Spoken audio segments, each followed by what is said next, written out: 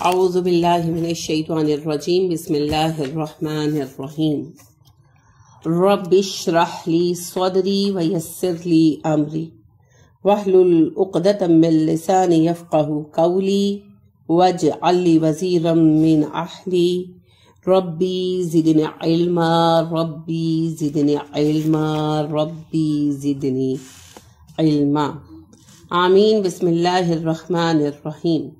سورہ صاد آیت نمبر 55 سے 55 سے آج پڑھیں گے۔ 54 آیت نمبر 54 تک پڑھا تھا، جس میں تذکرہ تھا اہل الجنہ کا۔ اب اہل جہنم کا تذکرہ شروع ہوا اور ہم جہنم سے اللہ کی پناہ مانگتے ہیں۔ اللہم انی نعوذ بک من عذاب الجہنم۔ اللہ فرماتے ہیں اہل جنت کا تذکرہ کر کے، ھذا یہ ہے، کیا ہے یہ؟ اہل جنت کا معاملہ، کہ اہل جنت کا عالم تو یہ ہوگا کہ وہ نعمتوں میں ہوں گے، انہیں ساتھی بھی بہترین ملیں گے، پسندیدہ، انہیں اپنے من پسند کھانے بھی ملیں گے، انہیں اپنی مطلب کی پسند کی رفاقتیں بھی ملیں گی، اور اللہ کی نعمتیں ان پر بے شمار ہوں گی۔ اور پھر جنت میں یہ رہنا، نعمتوں کا یہ حصول وقتی اور عارضی نہیں ہوگا، بلکہ مستقل ہوگا، دائمی ہوگا انشاءاللہ۔ تو یہ عالم تو ہو گیا اہل الجنہ کا۔ تو وہ جنہوں نے اللہ کی آیتوں کا انکار کر دیا، اللہ سبحانہ و تعالیٰ کو، ان کے احکامات کو نہیں مانا، جھٹلا دیا، ان کا عالم کیا ہوگا؟ ان کے عالم ہی کو اب بیان کیا جاتا ہے۔ اللہ فرماتے ہیں واہ اور انا بے شک للطاغین، سرکشوں کے لیے، طغا کہتے ہیں سرکشی کو، طغیانی کہتے ہیں سیلاب کو، کیونکہ پانی سرکش ہو جاتا ہے نا، تو طغا کہتے ہیں سرکشی کو، اور طاغوت کہتے ہیں جو سرکشی پر آمادہ کرے، تو اسی سے پھر طاغین وہ جو سرکش ہو گیا۔ لشر، بدترین، معاب پلٹنے کی جگہ ہے، ٹھکانہ ہے۔ معاب میں نے پہلے بھی عرض کیا، لوٹنے کی جگہ کو کہتے ہیں۔ ہمارا گھر ہمارا معاب ہے دنیا میں، اپنا کام کاج کر کے تھکے ہارے آخر کار ہم اپنے گھروں کو لوٹتے ہیں۔ تو گھر اور ٹھکانہ جہاں فائنلی ہم واپس آتے ہیں آرام کرنے کے لیے، سکون کرنے کے لیے، جو ہمارا مستقل ٹھکانہ ہوتا ہے وہ معاب ہوتا ہے۔ تو دنیا میں ہم کام کے لیے آئے ہیں، پلٹ کر اللہ کے پاس جانا ہے، وہاں ہمیں ہمارا ٹھکانہ ملنے والا ہے۔ ٹھکانے دو ہی ہیں، یا جنت ہے یا جہنم ہے۔ اس کا انحصار اس پر ہے کہ ہم نے زندگی اللہ کی فرما برداری میں گزاری یا پھر ہم نے نافرمانی میں گزاری۔ جنہوں نے تو فرما برداری میں گزاری، اللہ کی نافرمانی سے رک گئے، وہ متقین ہو گئے۔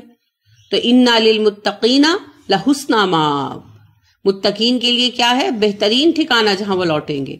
اور جنہوں نے سرکشی کی وہ طاغوت میں شامل ہوئے۔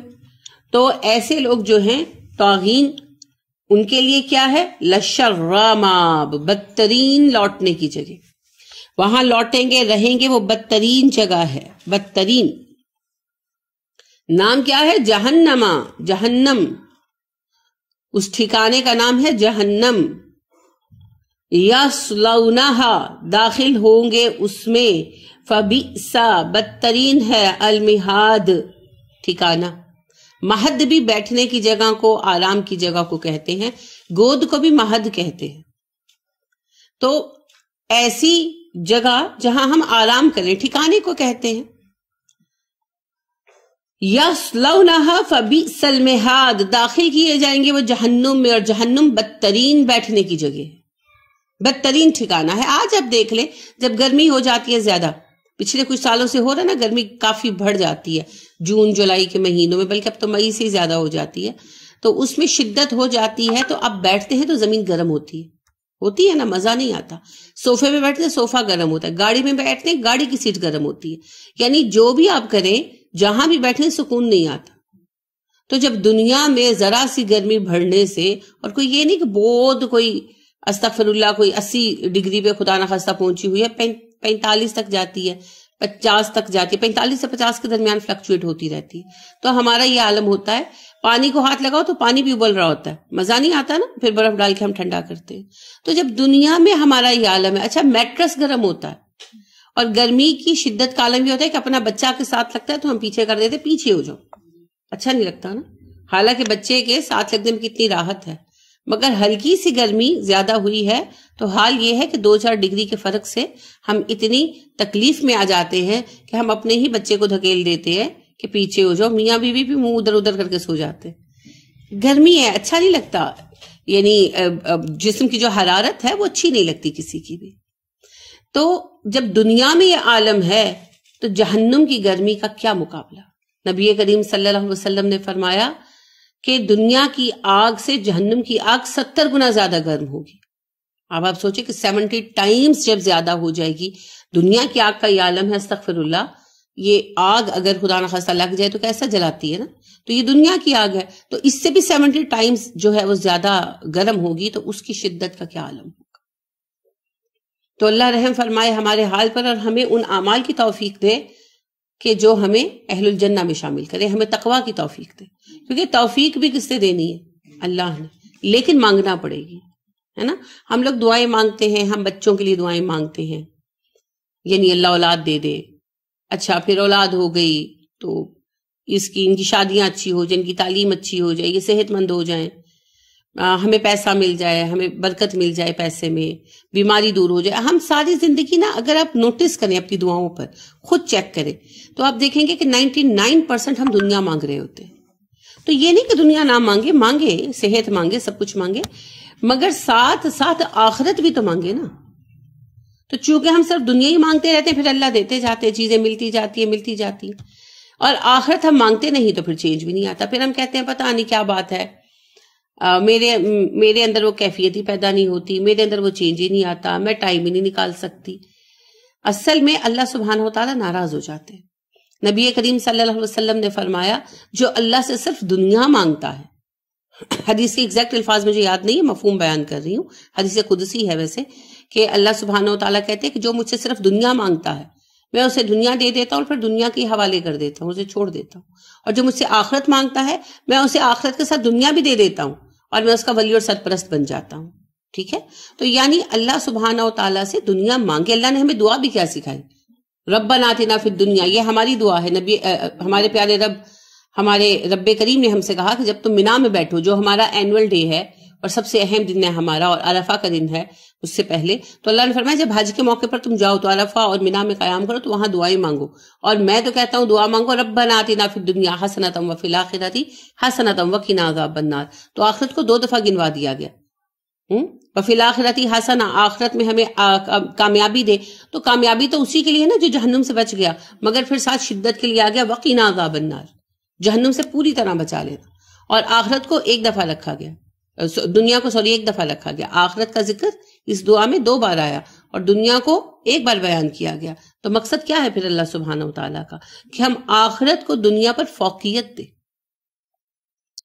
تو لہٰذا ہماری دعاؤں میں آخرت بہت کم ہے، رٹی رٹائی کچھ دعائیں ہم مانگ لیتے ہیں اور بس ہم فارغ ہو جاتے ہیں، نہیں، اللہ سے آخرت طلب کریں تو انشاءاللہ اللہ سبحانہ وتعالیٰ دعائیں قبول فرمانے والے ہیں۔ جب اللہ 1 دفعہ دعا قبول کر لیں گے، اب دعا مانگتے ہیں اللہ مجھے جنت عطا فرمائے، مجھے جنت الفردوس عطا فرمائے، اللہ نے یہ دعا قبول کر لی ایک بار تو پھر اللہ اس کا اسباب بنائیں گے نا، پھر اللہ اس کی توفیق دیں گے، ہمت دیں گے، کام کروائیں گے، کوئی نہ کوئی ذریعہ تو بنائیں گے، پھر وہ اللہ کا کام ہے، وہ ہمارا مسئلہ نہیں ہے۔ تو اللہ سے دعا مانگا کرے کہ اللہ جہنم سے بچا لے اور جنت عطا فرما۔ آپ کو پتہ ہے جو جنت کی دعا مانگے 3 بار، اسی لیے نبی کریم صلی اللہ علیہ وسلم اہم دعائیں 3 بار مانگا کرتے تھے، اور آپ نے کہا بھی ہے نا، اور صبح و شام کی دعاؤں میں ہے نا 3 بار پڑھو، 7 بار پڑھو، ہے نا ایسے ریپیٹیشن۔ تو حدیث مبارکہ میں آتے ہیں جو 3 بار جہنم سے پناہ مانگے تو جہنم بھی کہتی ہے اللہ یہ مجھ سے پناہ مانگ رہا ہے، اسے مجھ سے دور کر دے، اور جو 3 بار جنت کی دعا مانگے تو اللہ سبحانہ وتعالیٰ سے جنت عرض کرتی ہے کہ اللہ جی یہ مجھے طلب کر رہا ہے تو آپ مجھے اس کے لیے لکھ دیں، تو وہ بھی سفارش کرتے ہیں۔ تو دعا مانگیں تو صحیح، مانگے تو صحیح۔ تو جہنم بدترین ٹھکانہ ہے، ہاذا یہی سچ ہے، یہی حقیقت ہے، یہ ہے جہنم کی کیفیت۔ فَلْيَذُوقُهُ پس وہ ضرور چکھیں گے اس کو، حمیم کھولتا ہوا پانی، وغساق اور پیپ والا لہو۔ اصل میں غساقہ جو ہے 3 معنوں میں استعمال ہوتا ہے عربی میں۔ جو دانوں وغیرہ میں سے مواد نکلتا ہے، پیپ جسے ہم کہتے ہیں، تو پیپ بہت زیادہ ٹھنڈی چیز یا بہت متعفن اور بدبودار چیز، تو تعفن تو خود بخود ہی آ جاتا ہے نا اس کے اندر. تو یہ جو ہے حدیث میں آتا ہے، مختلف احادیث میں اس کی جو ہے وہ تشریح کی گئی ہے کہ جہنمیوں کے زخموں کا جو ڈسچارج نکلے گا، وہی پیپ وغیرہ وہ جو نکلے گی تو وہ بھی جمع ہوتی جائے گی. کھولتا ہوا پانی ہوگا اصل میں، اور وہ شفاف نہیں ہوگا کیونکہ اس میں نبی صلی اللہ علیہ وسلم نے فرمایا دھاتیں بھی شامل ہوں گی. گرمی کی شدت سے پگھل جائے گا نا جو کچھ جہنم کی تہ میں ہوگا، تو وہ دھاتوں کا پگھلا ہوا اثر بھی ہوگا ان کے اندر. اور ظاہری بات ہے وہی ایک جگہ ہوگی جہاں جہنمی پانی کے لیے لائے جائیں گے تو اپنے وہ زخم دھوئیں گے، کریں گے، انہیں فائدہ تو نہیں ہوگا لیکن وہ اس کے اندر مکس ہوتا جائے گا نا. تو ایسا گندا پانی جس میں زخموں کی پیپ کی آمیزش بھی ہوگی، پگھلی ہوئی دھاتیں بھی ہوں گی، اور سب سے بڑی بات کیا، حمیم کھولتا ہوا ہوگا، وہ اٹ سیلف بہت ہی ابلتا ہوا ہوگا، بوائلنگ ٹمپریچر پر ہوگا. تو پھر وہی بات ہے گرمی میں ہم روم ٹمپریچر کا پانی نہیں پی سکتے.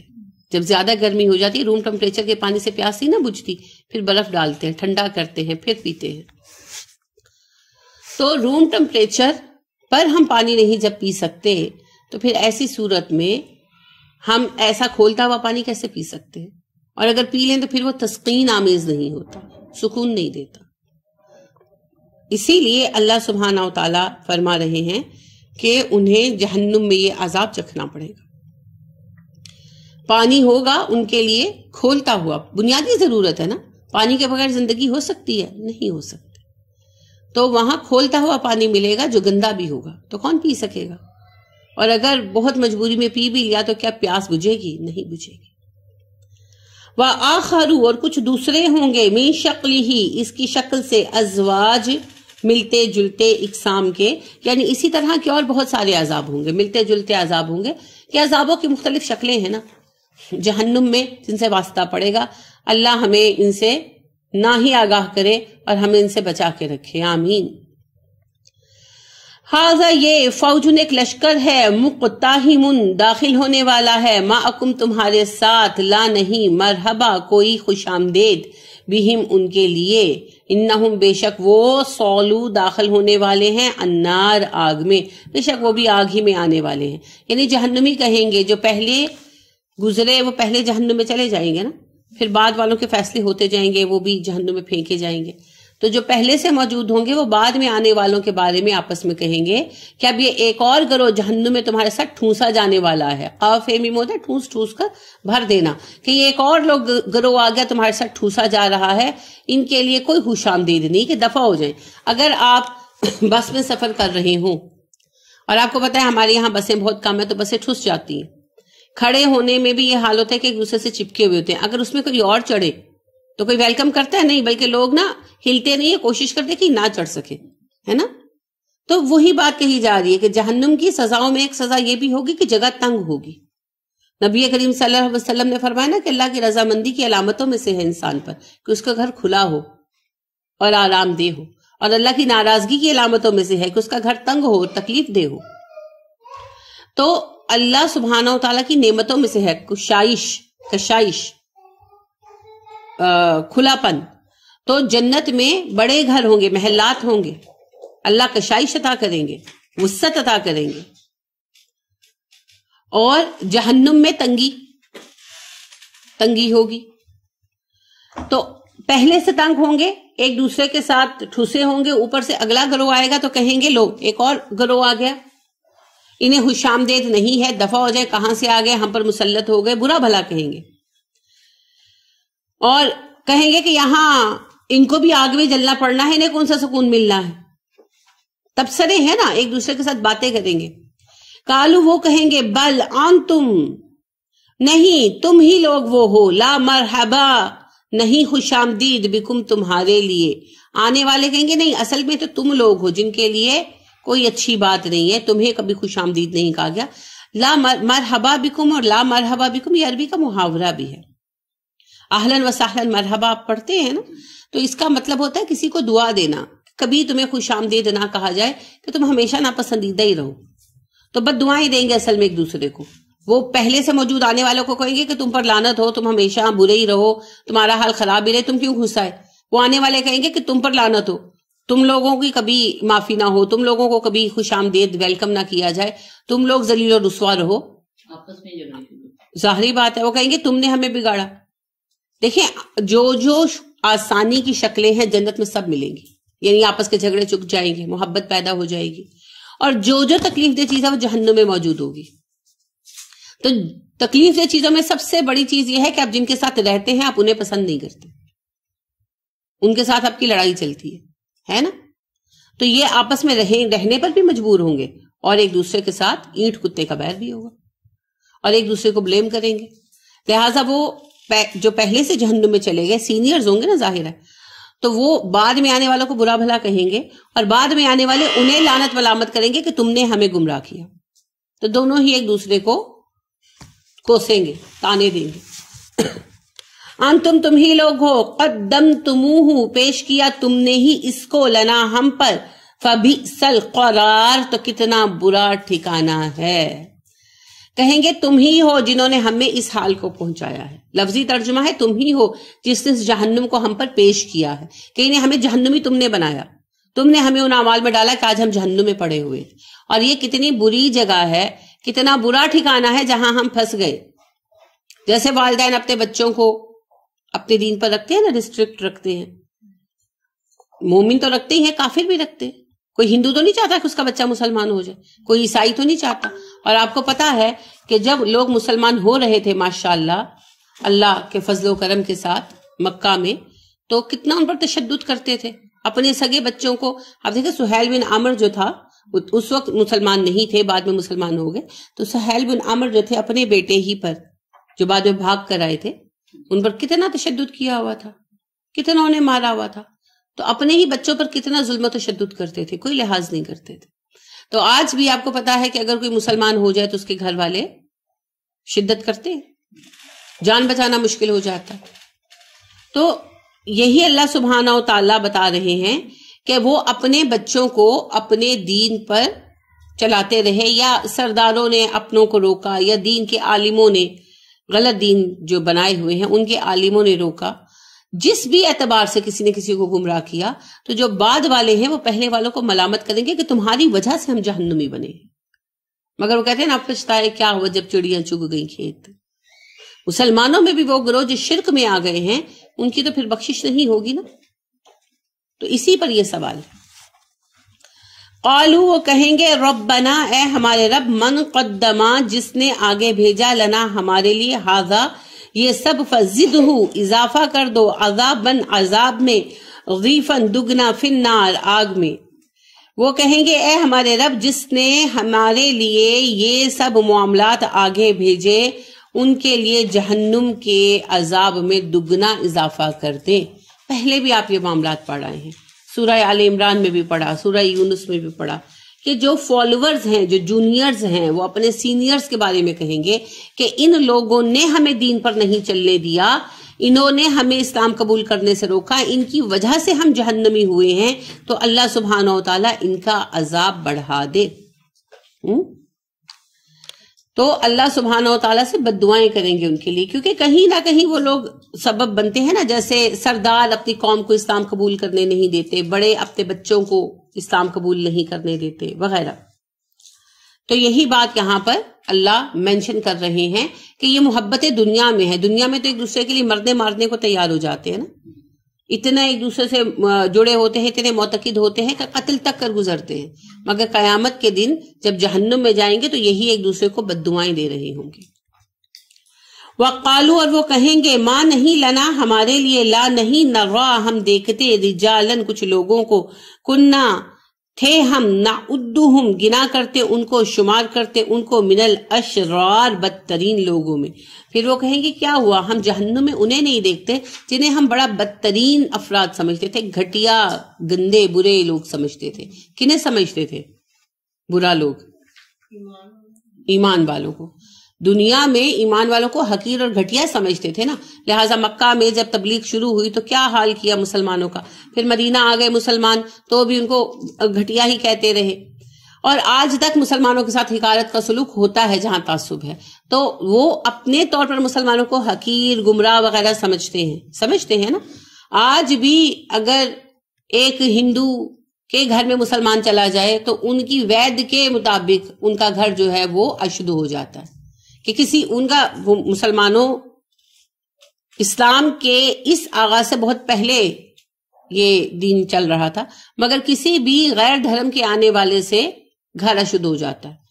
ٹھیک ہے نا. ان کا تو مسلمانوں کے جانے سے تو زیادہ ہوتا ہے. تو آج بھی جو ہے اب عام لوگوں میں تعصب تو نہیں رہا، لیکن جو بہت دھارمک لوگ ہیں، بہت مذہبی لوگ ہیں، ان میں آج بھی پایا جاتا ہے. تو یہ ایک سارٹ آف بے عزتی ہے نا، کسی کو ڈسکریمنیشن ہے، کسی کو کم سمجھنا ہے، کسی کے لیے حقارت رکھنا ہے. تو حقیر سمجھا گیا مسلمانوں کو. برما میں کیا کچھ ہوا اب جانتے ہیں، کشمیر میں کیا ہو رہا ہے.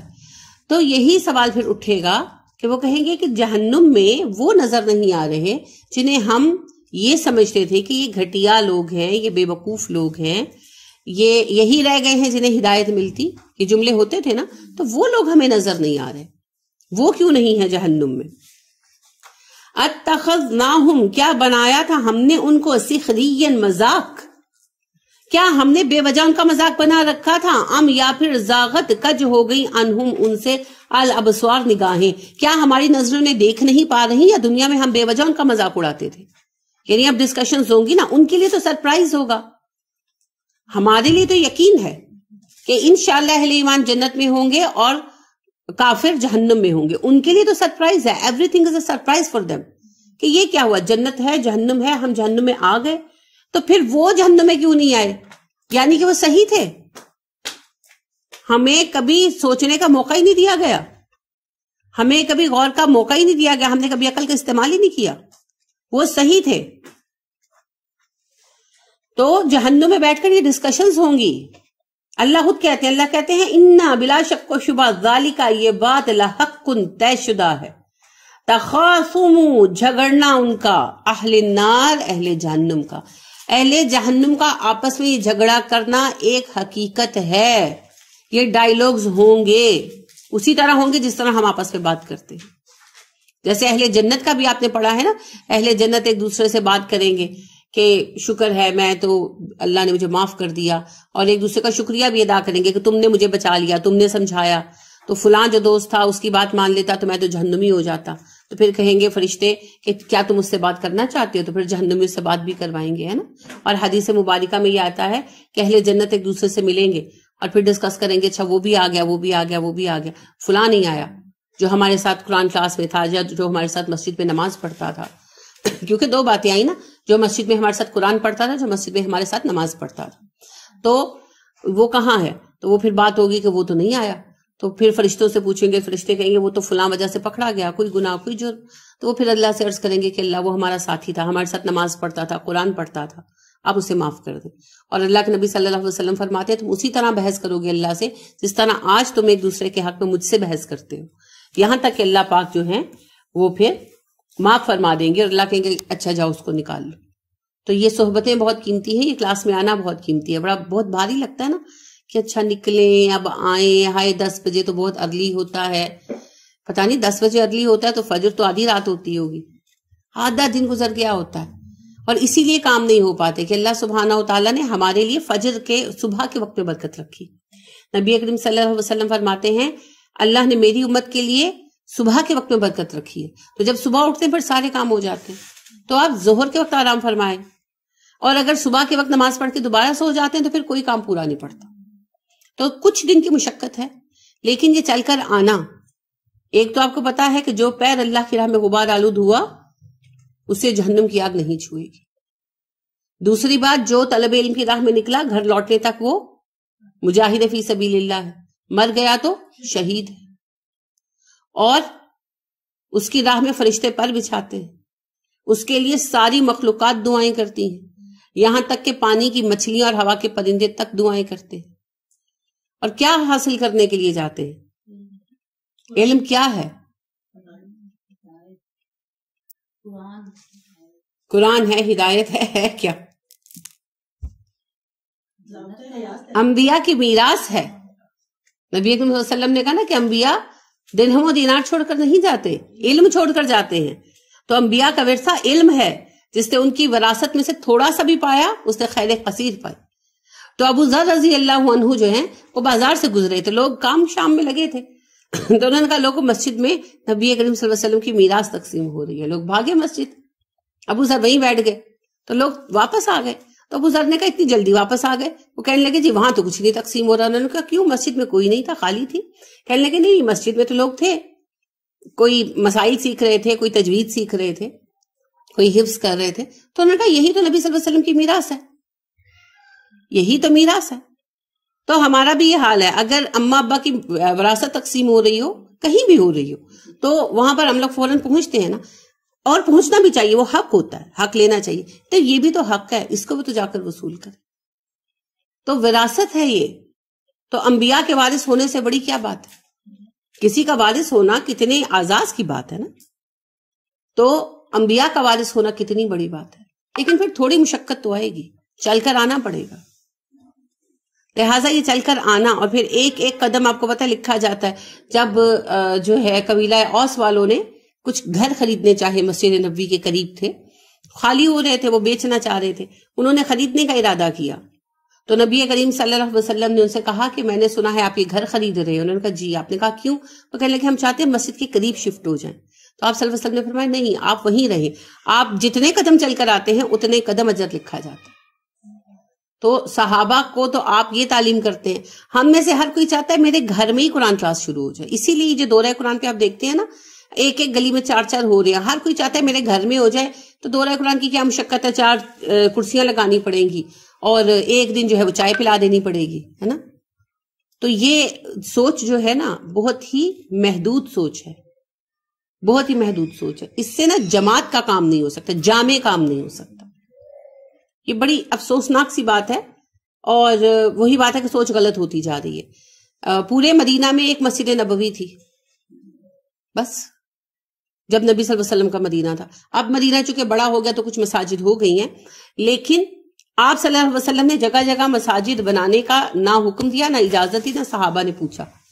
کبھی کوئی مسئلہ ہوتا تھا تو گھروں میں نماز پڑھ لی جاتی تھی، جیسے بارش وغیرہ ہو گئی تو عشاء کے لیے آپ نے اجازت دے رکھی تھی. محلوں میں کچھ گھر مخصوص کر رکھے تھے کہ عشاء میں اندھیرا ہوتا تھا، آنا مشکل ہے تو آپ وہاں پر پڑھ سکتے ہیں، ورنہ مسجد نبوی کے لیے ہی چل کر آتے تھے سارے. ایک مرکز رہے نا تو مرکزیت ختم ہو گئی ہے ہماری. یہ بہت زیادہ جو مساجد بننا ہے نا، اسی لیے نبی صلی اللہ علیہ وسلم نے فرمایا تھا کہ بہت مساجد بنے گی قرب قیامت میں، بہت مزین ہوں گی. تو وہ دونوں چیزیں نظر آتی ہیں. ایک ایک گلی میں 4 مسجدیں ہیں، ساری خالی ہیں. اور دوسری بات سجی ہوئی ایسی ہے جیسے دلہن آراستہ ہوتی ہے، لیکن ان میں تقوی وہ دکھائی نہیں دیتا. مسجد عبادت کے لیے نہیں بنتی، اپنے سیکٹ کے لیے بنتی ہے. بریلوی آتے ہیں 2-4 گھرانے تو کہتے ہیں اوہو بریلویوں کی نماز کی جگہ نہیں ہے، لہٰذا بریلوی مسجد بن جاتی ہے. اہل حدیث آتے تو کہتے ہیں اوہو ہم بریلویوں کے ساتھ نماز پڑھیں، بڑا مسئلہ ہے. اہل حدیث کی مسجد بن جاتی ہے. کوئی اور آتا تو یعنی شیعہ آتے ہیں تو وہ کہتے ہیں ہم کیوں ان کے ساتھ کھڑے ہوں، شیعہ اپنی مسجد کھڑی کر لیتے ہیں. تو یہ مساجد پھر اللہ کا گھر تو نہیں ہے. اللہ کا گھر تو وہ ہیں جو اس کی رضا کے لیے بنائے جاتے ہیں، جہاں اللہ کے بندے آتے ہیں، عبادت کرتے ہیں، چلے جاتے ہیں، اور آنے والے صرف مسلم ہوتے ہیں. تو جو اپنی اتنی ایگو کو نیچے نہیں کر سکا کہ مخالف سیکٹ کی مسجد میں نماز پڑھ لے، تو وہ اللہ کا بندہ کب ہوا؟ وہ تو اپنے گروہ کا بندہ ہوا. تو یہ بہت ہی تکلیف دہ صورتحال. تو اللہ رب کریم ہمارے اوپر رحم فرمائے. جہنم سے بچنے کا راستہ قرآن کا راستہ ہے، اور قرآن کا راستہ حصول علم کا راستہ. تو لہٰذا اس کے لیے وقت نکالیں، اس کے لیے دعا مانگیں. اور اگر واقعتاً ٹائم نہیں ملتا، اگر واقعی آپ کوشش کرتے ہیں اور آپ نہیں آ پاتے، تو پھر لمحہ فکریہ ہے. اللہ کیوں اتنے ناراض ہیں کہ وہ علم کے راستے پر آنے ہی نہیں دے رہے؟ کیونکہ نبی کریم صلی اللہ علیہ وسلم نے فرمایا جس سے اللہ راضی ہوتے ہیں اس پر اسلام کی فہم کا رستہ کھول دیتے ہیں. اور اللہ خود بھی فرماتے ہیں سورہ آراف میں کہ میں جب کسی بندے سے راضی ہوتا ہوں تو میں اس کے دل کو اسلام کے لیے کھول دیتا ہوں. تو اگر ہمیں آنے کی ہی توفیق نہیں ہو رہی تو اس کا مطلب ہے کہ اللہ چاہتے نہیں ہے کہ ہم آئیں. تو پھر صدقات دیں، استغفار کی کثرت کریں اور اللہ سے دعا کریں کہ اللہ جی اگر مجھ سے کوئی خطا ایسی ہو گئی ہے کہ آپ مجھ سے راضی نہیں ہو رہے اور یقیناً ہوئی ہے تو آپ مجھے معاف کر دیں اور مجھے اپنے رضا کے رستے پر لے کر چلیں. اور رضا کا رستہ علم کا رستہ ہے اور کوئی راستہ اللہ کی رضا کا راستہ نہیں ہے، کیونکہ نبی کریم صلی اللہ علیہ وسلم نے ایک ہی چیز کی طرف سب کو انوائٹ کیا تھا اور وہ تھا قرآن، اور کسی چیز کی طرف انوائٹ نہیں کیا تھا. کبھی آپ نے نہیں کہا کہ اچھا چلو تمہیں علم یاد کرنا مشکل لگتا ہے تو تم صوفی بن جاؤ، نہیں، آپ نے کہا ٹھیک ہے آپ ڈیٹیل یاد نہیں کر سکتے، آپ ضروری باتیں سمجھ لیں. ان کے کام آسان کر دیے، جو علم والے تھے انہیں بڑی اور عظیم دعائیں بتا دی، جو کم قوت والے تھے انہیں بھی عظیم مگر مختصر اذکار بتا دیے، لیکن طریقہ ایک ہی ہے. یہ ہے کہ کوئی زیادہ بوجھ اٹھا سکتا ہے اسے زیادہ بوجھ دے دیا، کوئی کم بوجھ اٹھا سکتا ہے اسے کم بوجھ دے دیا، لیکن ایک ہی اصول ہے سب کے لیے، ایک ہی پیٹرن ہے، وہ چینج نہیں ہونا. تو اس کے لیے وقت نکالیں.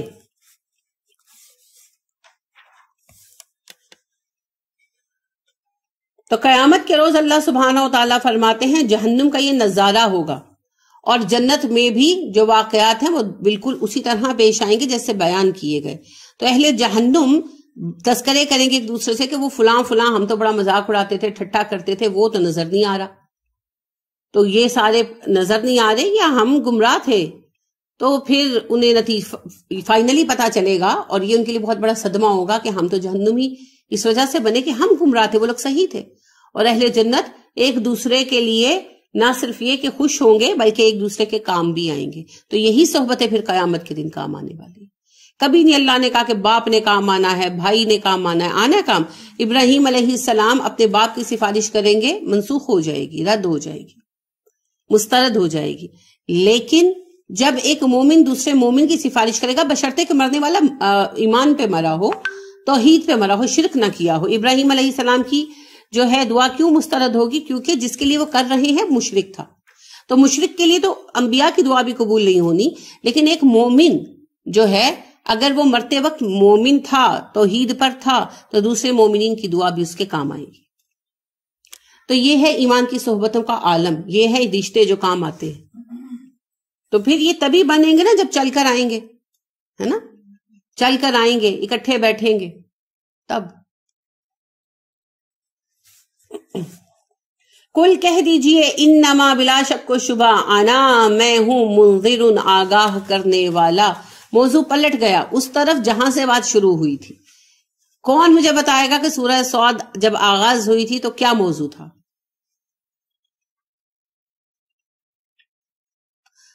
ویکنڈ پہ بالکل ہی نہ کھول کر دیکھا.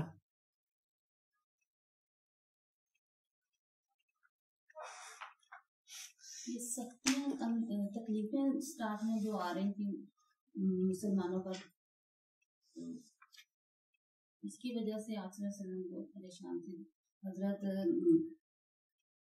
وہ جو آئے تھے سب کٹھے ہو کے ابو طالب کے پاس، تو اس کے بعد یہ صورت نازل ہوئی. کیوں آئے تھے؟ تو یہی کہ آپ ہمارے خداؤں کو برا نہ کہیں، ہم آپ کے خداؤں کو برا نہیں کہتے، آپ اپنے دین پہ رہیں، ہم اپنے پہ رہتے ہیں. تو مطلب وہی شرک کرنے دیں ہمیں. تو پھر موضوع کیا شروع ہوا تھا؟ یہ تو واقعہ ہے نا. تو پھر کیا بات ہوئی؟ موضوع کیا شروع ہوا؟ واقعہ تو صحیح بتایا آپ. اسلام کی تبلیغ جو ہے نا وہ کرنی چاہیے، کرنی پڑے گی. وہ یہ اس بات پہ کہ بھی اپنے اس دین پہ رہیں، ہم اپنے دین پہ رہیں، اس سے گزارا نہیں ہوگا. ہم تو نہیں سکتے، کام تو کرنا ہی پڑے گا، تبلیغ جاری رہے. انہوں نے اعتراض یہ کیے تھے اور وہ اعتراض اللہ نے گنوائے، اپنے آیتیں پڑھیں، آیت نمبر 4، آیت نمبر 5، آیت نمبر 6. یہی رہ گیا تھا جس پر قرآن اترتا، یہی رہ گیا تھا جسے نبی بنایا جاتا. ہم نے تو یہ بات نہ پہلوں میں سنی نہ بعد والوں میں سنی کہ سارے خداؤں کا ایک خدا ہو جائے. تو انہوں نے 3 مین اعتراضات پٹ کیے تھے کہ وہی کی کوئی حقیقت نہیں، نبی اکرم صلی اللہ علیہ وسلم کی رسالت کا دعویٰ معاذ اللہ جھوٹا ہے، رسالت کی یہ شکل ہم نہیں جانتے، اور اللہ ایک ہے، کسی اور سے دعا نہ مانگی جائے، کسی پیر فقیر سے، کسی نیک بندے سے طلب نہ کیا جائے کچھ. یہ بات ہم نے تو کبھی نہیں سنی. اب بات اسی طرف آ گئی تو رسالت سے آغاز ہوا. قل انما انا منذر، کہیے میں محض آگاہ کرنے والا ہوں. کہ تم جو چاہتے ہو کہ رسول کوئی ایسی سپر نیچرل ہستی ہو کہ جو اشارہ کرے اور پہاڑ اڑ جائیں اور جو لوگوں کی طرف دیکھے اور قلب بدل دے، تو یہ ہونا ہی نہیں ہے، یہ کبھی نہیں ہوا، نہ یہ کبھی ہوگا۔ انبیاء کرام علیہ السلام کا ذمہ ہے بلاغ المبین، وضاحت سے پیغام پہنچانا، اور وہ انسانوں میں سے ہی ہوں گے کیونکہ انہوں نے تبلیغ بھی انسانوں کو ہی کرنی ہے، اور رسالت کا منصب اعلیٰ صرف انسانوں کے لیے ہے، اور انسانوں میں سے بھی صرف مردوں کے لیے۔ تو اے نبی ان سے کہہ دیجئے میں صرف آگاہ کرنے کے لیے آیا ہوں، میرا کام ہے تمہیں وارن کر دینا، وارننگ دے دینا۔ اب مانو نہ مانو تمہاری مرضی ہے، اگر مانو گے تو اجر پاؤ گے، مرتبے پاؤ گے، نہیں مانو گے تو جہنم پاؤ گے، تذکرہ تم دونوں کا پڑھ آئے ہو، سن آئے ہو۔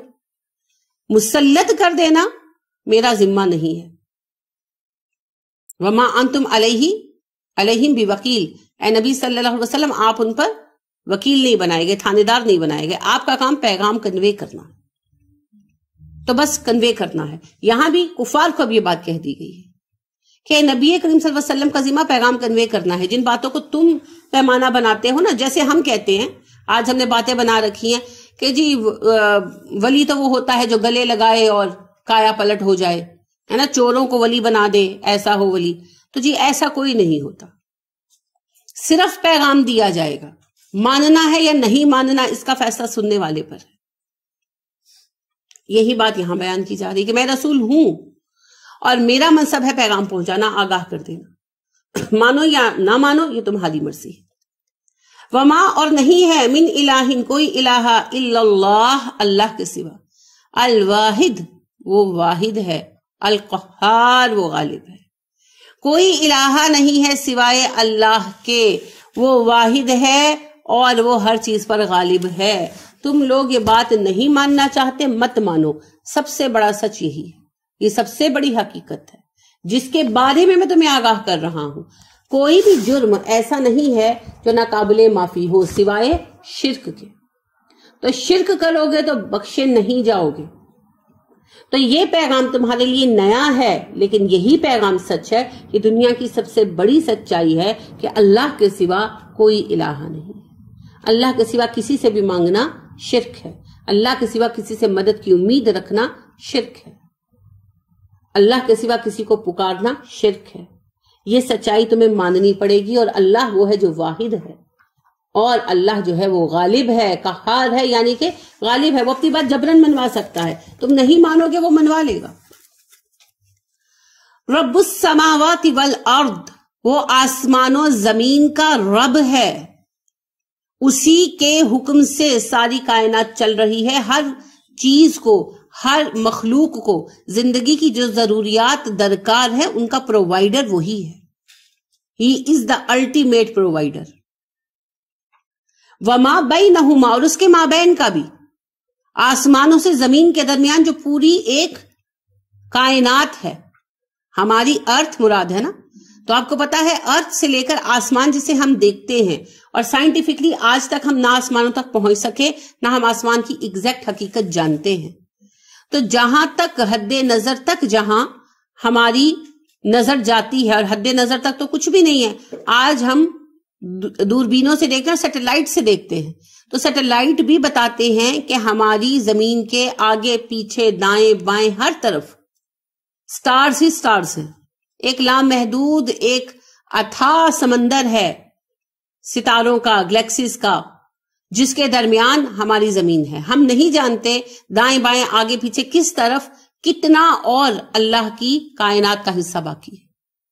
تو اس عظیم الشان گیپ کے اندر جو کچھ ہے ان سب کا پرووائیڈر اللہ ہے، وہ ان سب کا مالک ہے، وہ سب کو دیتا ہے۔ تو جو اتنی بڑی یونیورس کو ہر چیز دے رہا ہے، کیا وہ تمہاری ایک انسان کی ضرورتیں پوری کرنے کو قادر نہیں ہے؟ تو اللہ اپنے بندوں کے لیے کافی ہے۔ العزیز، وہ غالب ہے، زبردست ہے، العزیز وہ قوت والا ہے اور قوت دے سکتا ہے، عز سے ہے نا، تو ہر انسان عز ڈھونڈتا ہے، اسے قوت مل جائے، اسے غلبہ مل جائے، وہ معزز ہو جائے، تو پھر ساری عزت اللہ کے پاس ہے.